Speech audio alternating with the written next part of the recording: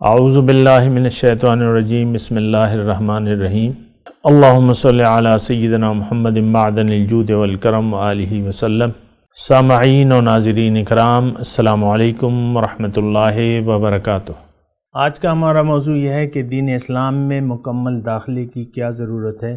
اصل میں ایک تو ہماری جو کمزوری ہے وہ یہ ہے کہ دین اسلام کو ہم سمجھتے بھی نہیں ہیں، پھر اس میں مکمل داخلے کی بھی ضرورت محسوس نہیں کرتے۔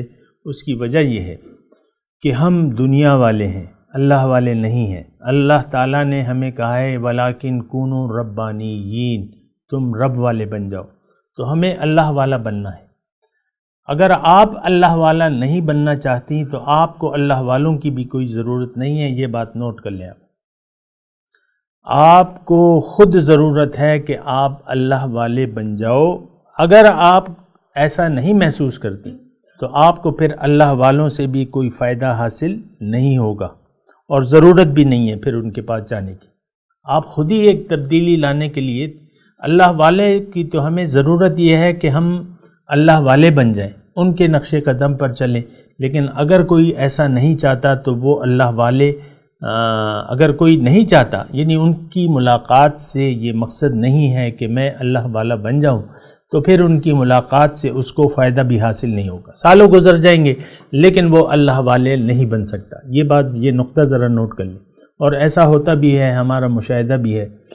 اور یعنی ہمارے شیخ جو تھے، سینکڑوں لوگ ان کی زندگی میں آئے، وقت گزارا، اور بس جو ہے اکثریت نے وہ فائدہ حاصل نہیں کیا۔ کیوں کہ انہوں نے خود اللہ والا بننا گوارا نہیں کیا۔ میرا خود مشاہدہ ہے، ایک ہمارا ساتھی تھا، ابھی وفات پا گئے وہ، اور 20-30 سال پہلے کی بات ہوگی جب حیات، یعنی شیخ جو ہے ہمارے حیات تھے، تو مجھ سے بڑے تھے، لیکن یہ ہے کہ ان کا جو کچھ ایسے کام تھے جو اس وقت مجھے پسند نہیں آ رہے تھے۔ تو ایک راستے میں ملاقات ہو گئی ایک دکان میں۔ میں نے کہا حضور یہ بات ہے اور یہ تو ایسا نہیں، ایسا کرنا چاہیے۔ تو اس نے کہا نہیں، بس یہ تو یعنی ہم یہ کام تو نہیں کر سکتے، اور اگر ہم کر لیتے تو ہم تو کیا ہوتے، لیکن یہ ہم کر ہی نہیں سکتے یہ کام۔ تو بہرحال انہوں نے انکار کر دیا نا اس کام کو چھوڑنے سے یا نہ کرنے سے۔ تو یہ ہوتا ہے نا کہ ہم اصل میں ہمیں اللہ والا بننا ہے، یہ آرزو، یہ تمنا ہمارے دل میں نہیں ہوتی۔ ہم کہتے ہیں وقت کو گزارتے رہیں، پاس کرتے رہیں، 150 روپے دے کے ہم بس اپنی گزارا کرتے رہیں اور بس کھانے کھاتے رہیں، یہ تمنا نہیں ہے۔ اصل جو ہے ہم نے بننا ہے اللہ والا یا اللہ والی، اور پھر رابطہ کرنا ہے اللہ والے سے۔ تو پھر یہ ہے کہ بات جو ہے آگے بڑھتی ہے اور انسان جو ہے وہ اللہ والا یا اللہ والی بن سکتا ہے۔ تو بہرحال دین اسلام میں آج کا جو میرا موضوع ہے کہ دین اسلام میں مکمل داخلے کی کیا ضرورت ہے۔ دیکھیں، آپ دین اسلام میں جب تک مکمل داخل نہیں ہوتی یا نہیں ہوتے تو آپ اللہ والے بن نہیں سکتے۔ اللہ والا آپ کو بننا ہے، کیونکہ یہ اللہ تعالیٰ کا حکم ہے قرآن میں وَلَٰكِن كُونُوا رَبَّانِيِّينَ، بلکہ تم رب والے بن جاؤ، اللہ والے بن جاؤ۔ تو اللہ والا بننے کے لیے دنیا کی طلب کو چھوڑنا ہوگا۔ یعنی طلب کا میرا مطلب یہ نہیں ہے کہ آپ نے کام کاج کو چھوڑنا ہوگا، بلکہ میں یہ کہہ رہا ہوں خواہشات دنیا کو چھوڑنا ہوگا۔ ایک تو یہ ہے کہ جو بھی حالات ہیں، آپ کی جو بھی حالات ہیں، چاہے آپ کی گھر کی چھت ٹپک رہی ہے، چاہے آپ کے پاس پھوٹی کوڑی نہیں ہے، لیکن جو بھی اللہ تعالیٰ نے آپ کو جس حال میں پیدا کیا ہے اس پر آپ راضی ہو جائیں۔